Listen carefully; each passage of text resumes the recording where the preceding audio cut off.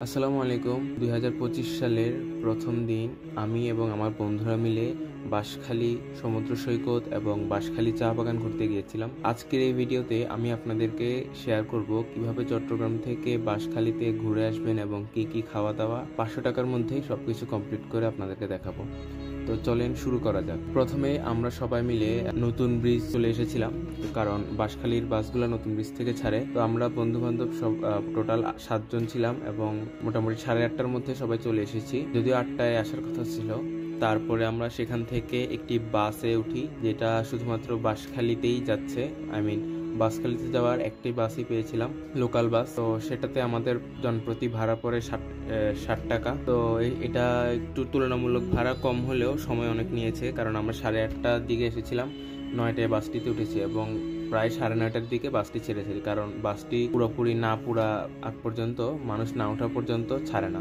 আর অন্যান্য বাসও দেখিনি, তবে অবশ্য সিএনজি যায়। তো সিএনজি করে গেলে জনপ্রতি 100 করে পড়ে। আমরা যেহেতু 7 জন ছিলাম, তাই আর কষ্ট করে সিএনজিতে যাইনি। তারপরে বাস করে রওনা দিলাম এবং নতুন ব্রিজ থেকে শুরু করে চট্টগ্রাম কক্সবাজার হাইওয়েতে সুন্দর সুন্দর দৃশ্য দেখতে দেখতে, তো পথিমধ্যে অনেক সুন্দর সুন্দর দৃশ্য দেখা যায় এবং আমাদের একটি টোল পরে, নতুন ব্রিজের যে টোলটা। তো আমি টোলের কোন গাড়ির কত টাকা টোল সেটার একটা লিস্ট আপনাদেরকে ভিডিওর সাথে সংযুক্ত করে দিলাম, আপনারা পজ করে দেখতে পারেন। তারপরে 10টা 14 নাগাদ আমরা বাঁশখালী চাঁদপুর যে বাজার সেখানে নামি এবং নামার পরে কিছু হালকা নাস্তা করে নিয়ে, কয়েকজনে নাস্তা করে না আসে তারাও নাস্তা করে নেয়। তারপরে ওখান থেকে আমরা সিএনজি নিই। তবে আমার রেকমেন্ড থাকবে হচ্ছে সিএনজি আপনারা রিজার্ভ নিলে ভালো, কারণ চা বাগানের ওখানে যাওয়ার সময় হয়তো সিএনজি নিয়ে যাবেন, কিন্তু আসার সময় সিএনজি না পাওয়া যেতে পারে, যেহেতু ওখানে তেমন মানুষজনের আসা যাওয়া নেই, আমরা যা দেখলাম আর কি। তো আমরা প্রথমে 200 টাকায় সিএনজি নেই। সিএনজি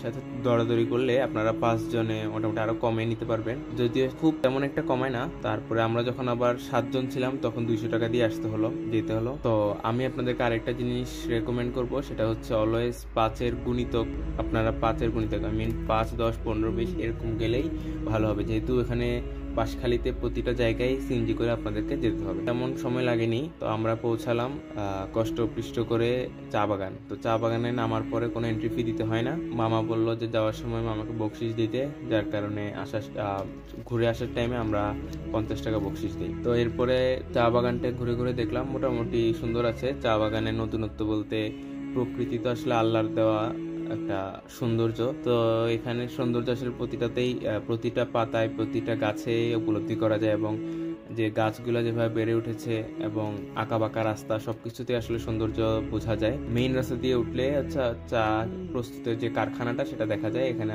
জনসাধারণের ঢোকা নিষেধ আর কি, যার কারণে ওখানে ঢুকতে পারেনি। তো আমরা মোটামুটি চা বাগান দেখে চলে আসি এবং আসার সময় হচ্ছে ঝামেলাটা হয় যে কোনো গাড়ি সিএনজি পাইনি এবং পেলেও তারা 7 জন নিতে যাচ্ছে না, যেহেতু স্বাভাবিক 5 জনের সিএনজিতে 7 জন সিএনজির উপরেও প্রেশার পড়ে। তারপর আমরা সিদ্ধান্ত নিলাম অনেকক্ষণ চিন্তা করে যে হেঁটে রওনা দিব। হাঁটতে হাঁটতে আমরা কিছু দূর যাওয়ার পরে দেখলাম একটা সিএনজি যাচ্ছে যেখানে 2 জন খালি। তো আমরা 2 জন ওই সিএনজিতে উঠি এবং বাকি 5 জন মিলে আরেকটা সিএনজি করে সে আবার চাঁদপুর বাজারে নামি। চাঁদপুর বাজারে নামার পরে তখন আবার জোহরের ওয়াক্ত হয়ে যাওয়ার কারণে আমরা নামাজ পড়তে যাই। তো নামাজ পড়ে এসে খাবার হোটেলে ঢুকি এবং খেয়ে দিয়ে নিই। তো এখানে আমরা সবাই বলতে গেলে একজন ছাড়া একটা প্যাকেজের মতো নিয়েছিলাম, প্যাকেজ না আসলে আমরা সেম খাবারে নিয়েছি, সেটা হচ্ছে ভাত, টমেটো ভর্তা এবং ডিম কারি।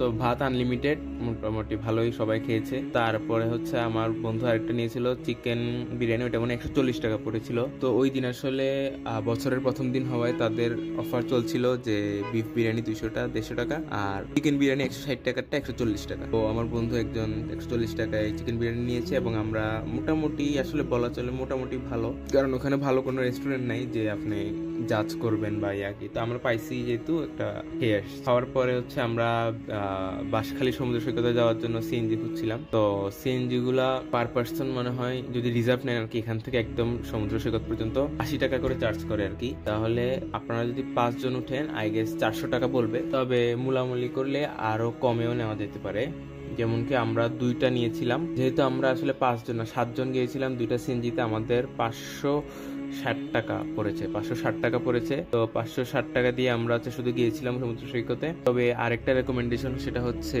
অলওয়েজ সিএনজি দুটো যাতে একই সাথে চলে বা একই জায়গায় নামায়, এই কথা বলে উঠবেন। কারণ আমাদের ক্ষেত্রে যে ভুলটা হয়েছিল, এক সিএনজিতে যারা ছিল ওদেরকে সমুদ্রের এক প্রান্তে এবং আমাদেরকে অন্য প্রান্তে নামাই দিছিল। তো এরকম মিসআন্ডারস্ট্যান্ডিং এর কারণে কি হয়েছিল, আমরা একজন আরেকজনকে খুঁজতে খুঁজতেই অনেক টাইম গিয়েছিল, যার কারণে বলা চলে পুরা না হলেও আংশিকভাবে সমুদ্রকে উপভোগ করেছি।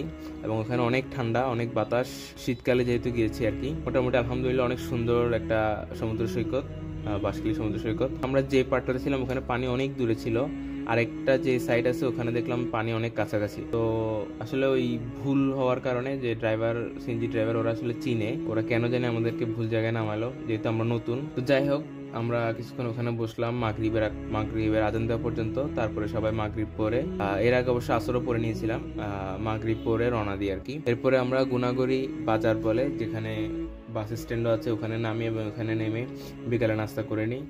তো বিকেলের নাস্তা আমাদের পড়েছিল হচ্ছে পরোটা, মনে হয় ওখানে 10 টাকা করে পরোটা, নান আর ডাল ভাজি নিয়েছিলাম, ডাল ভাজি। আর তো ডাল ভাজি দিয়ে পড়েছিল 30 টাকা করে। তো এটা দিয়ে আমাদের বিকালের নাস্তা শেষ করে দেন আমরা একটা চা খেয়ে বাসের সন্ধানে যাই। এখানে আরেকটা জিনিস যেটা ভুল লক্ষ্য করলাম, যে 8টার পরে নাকি সেখানে কোনো লোকাল বলেন, রিজার্ভ বলেন, কোনো ধরনের বাসই চলে না। তো ওইটা আমাদের জন্য অনেক হ্যাসেল হয়ে যায়, যেহেতু আমরা ভাবছিলাম যে রাতে কোনোভাবে সিএনজি নিব না, বাসে বেশি ভাড়া দিয়ে হলেও যাবো। বাট ওখানে কথা বলে জানতে পারি যে রাতে কোনো বাস চলে না 8টার পর থেকে। তো এরপরে একটা সিএনজি মামার সাথে কথা বলে কোনো রকমে সিএনজি করে আসতে হয়, একটা সিএনজি নি, কোনো রকমে আসলে আসছি আর কি। সবারই অবস্থা খারাপ, যেহেতু 5 জনের সিএনজিতে আবার 7 জন বসেছি। তো কোনো রকমে নতুন ব্রিজটা, সিএনজিটা নতুন ব্রিজে নামাই দেয়, যেটা আমাদের থেকে 500 টাকা নেয়। এবং আমরা নতুন ব্রিজ থেকে এরপরে যে যার মতো বাসায় চলে যায়। তো আমাদের মোটামুটি খরচ হয়েছিল হচ্ছে 424 টাকার মতো, যদি একদম ভাঙতি হিসাব বলি। আর এমনি রাউন্ড ফিগারে বললে 500 টাকার মধ্যে আসলে মোটামুটি ঘুরে আসা যায়। তো অবশ্য আমাদের আরেকটা ইচ্ছা ছিল যে ইকো পার্ক ঘোরার, কিন্তু সময় না থাকায় এবং ট্রান্সপোর্টেশনের খুবই বাজে অবস্থায় আমরা আর ওটা কমপ্লিট করিনি। তবে বলবো যে যারা কেউ যদি পার্সোনাল ট্রান্সপোর্টেশনে যান, অবশ্যই তিনটা ঘুরে আসতে পারবেন। আশা করি আমার ভিডিওটা ভালো লেগেছে। ভালো লাগলে চ্যানেলটা সাবস্ক্রাইব করবেন এবং আমার পেজটি ফলো দিয়ে রাখবেন। আল্লাহ হাফেজ, দেখা হবে নতুন কোনো ভিডিওতে।